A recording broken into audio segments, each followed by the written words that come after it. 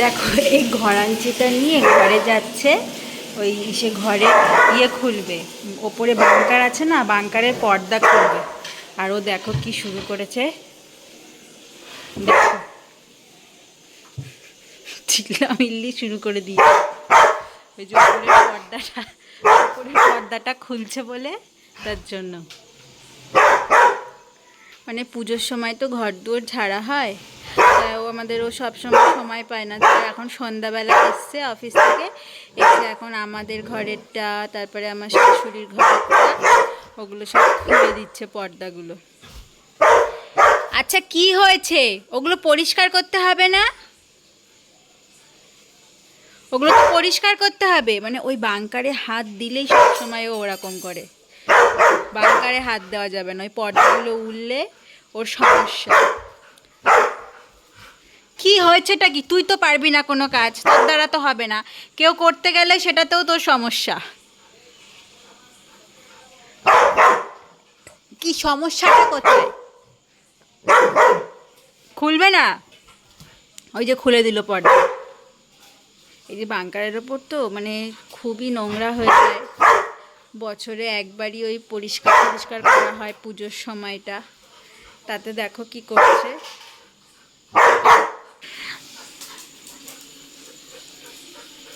কি হয়েছে দেখো, দেখো কি করে।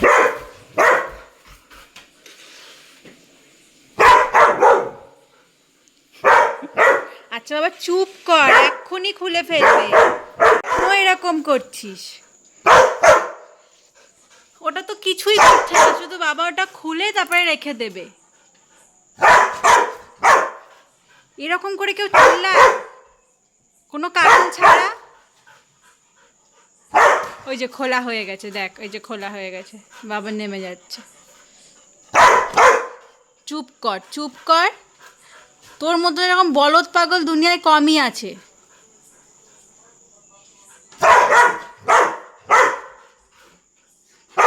ঠিক আছে, কেমন বিনা কারণে চিল্লা করে, চিল্লাচিল্লি করে।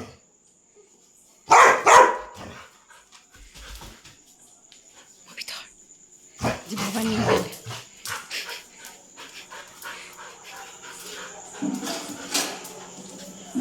ভয়, আবার ভয়ও পায়।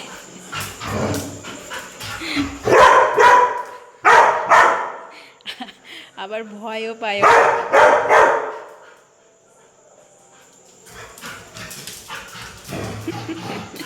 কাণ্ড দেখো।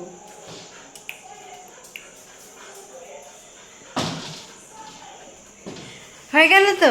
কি এমন করলো যার জন্য এত চিল্লা মিল্লি, কত কিছু? বলদটা। চ ঘরে চ, আয় চলে, চলে ঘরে চলে।